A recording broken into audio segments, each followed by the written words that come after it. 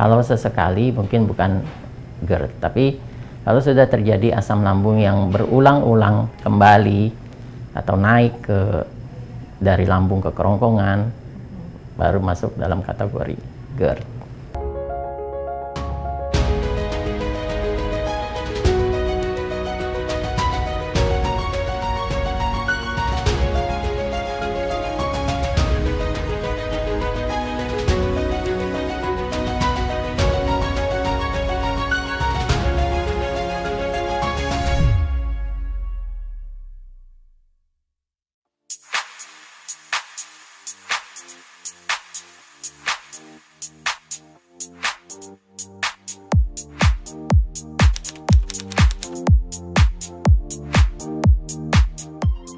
Jadi GERD itu kepanjangan dari gastroesophageal reflux disease. Jadi sesuai dengan namanya, jadi reflux itu ada balik lagi asam gastroesophageal, berarti dari lambung ke esophagus. Esophagus itu kerongkongan. Jadi asam lambung yang tinggi kemudian dia kembali lagi ke kerongkongan. Kerongkongan kita itu adanya di rongga dada. Nah, ini yang terjadi berulang-ulang. Kalau sesekali mungkin bukan GERD, tapi kalau sudah terjadi asam lambung yang berulang-ulang kembali atau naik dari lambung ke kerongkongan, baru masuk dalam kategori GERD.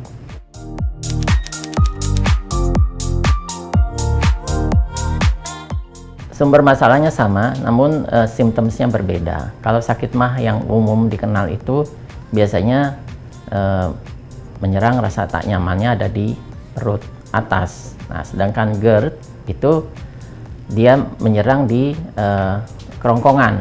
Kerongkongan itu di rongga dada. Jadi rasa tak nyamannya itu dominan di dada, ya rasa terbakar dan sebagainya.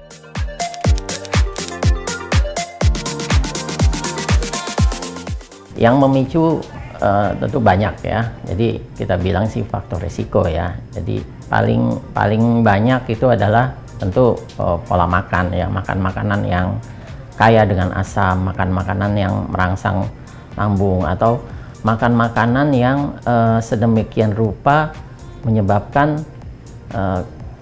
katup atau sphincter. Sphincter itu kayak bolehlah kita bilang katup antara lambung dan kerongkongan itu terbuka. Jadi normalnya waktu kita makan itu, waktu kita menelan makanan kan masuk ke kerongkongan, kemudian sebelum masuk ke lambung dia melewati sphincter. Sphincter itu terbuka.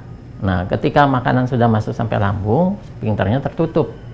Nah, pada orang yang GERD terjadi sphincternya itu agak terbuka, sehingga isi dari lambung termasuk asam kembali lagi ke kerongkongan.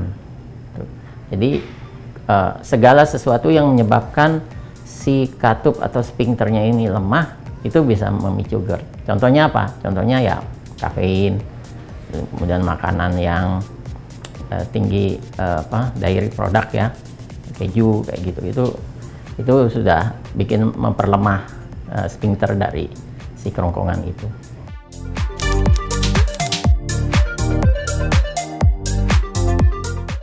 Nah, karena proses dominannya adalah di kerongkongan, jadi rasa tak nyamannya pasti di dada. Yang banyak diderita orang adalah heartburn, jadi rasa terbakar di dada, bahkan sampai ke kerongkongan, batuk-batuk. Kemudian ada beberapa pasien yang mengeluh berdebar.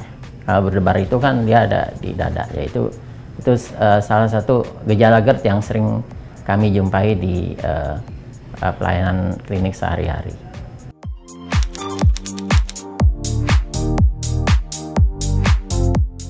GERD ini menjadi concern kalau ada faktor risiko, dia akan menjadi faktor risiko terjadinya kanker kerongkongan. Ya, di samping menurunkan kualitas hidup ya. Jadi GERD itu terkait dengan beberapa penyakit, misalnya asma. Jadi GERD-nya kambuh, asmanya dia bisa kambuh, atau bahkan dia bisa tercetus asma yang baru terjadi gitu.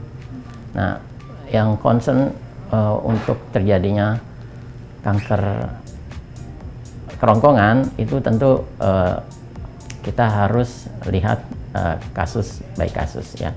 Tapi kedepannya memang GERD itu jangka panjangnya memang yang perlu diperhatikan karena akan berisiko terjadinya kanker kerongkongan.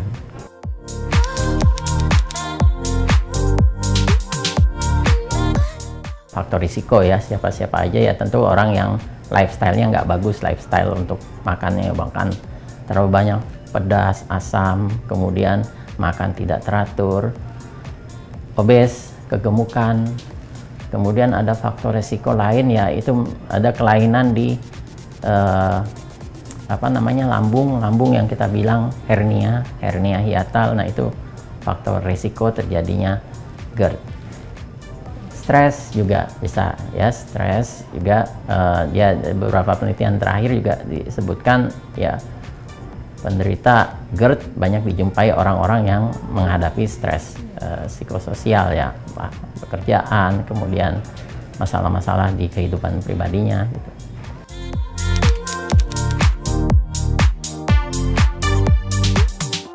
Pengobatan, obat-obat tentu nomor 2 sebenarnya. Nomor 1 adalah perbaiki faktor risiko itu, lifestyle. Misalnya obes ya, turunkan berat badannya. Kembalikan pola makan ke pola makan yang sehat, yang tidak terlalu merangsang ke lambung. Satu lagi ya, obat-obatan. Jadi misalnya ada konsumsi obat-obatan yang bisa memicu GERD ya, mungkin dipertimbangkan untuk tidak dikonsumsi atau dikonsumsi secara bijaksana. Nah, setelah lifestyle-nya diatasi, diperbaiki ya, kemudian dibantu oleh obat-obat yang fungsinya untuk menurunkan keasaman lambung ya, untuk misalnya dalam jangka waktu tertentu 2-4 minggu.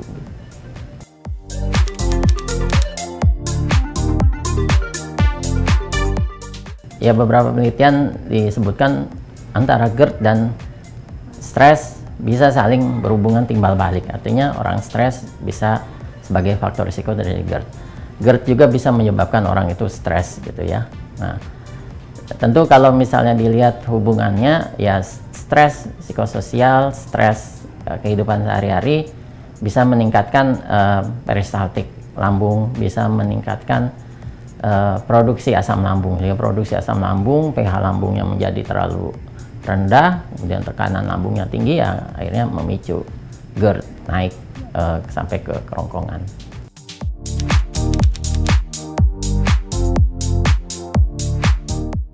Itu tadi yang faktor risiko terjadi GERD dari beberapa makanan. Tentu yang nomor 1 adalah asam ya, makanan yang kaya asam tentu akan mudah memicu GERD. Kemudian makan makanan yang merangsang ya, yang terlalu spicy, merangsang asam lambung sehingga memproduksi asam yang lebih banyak.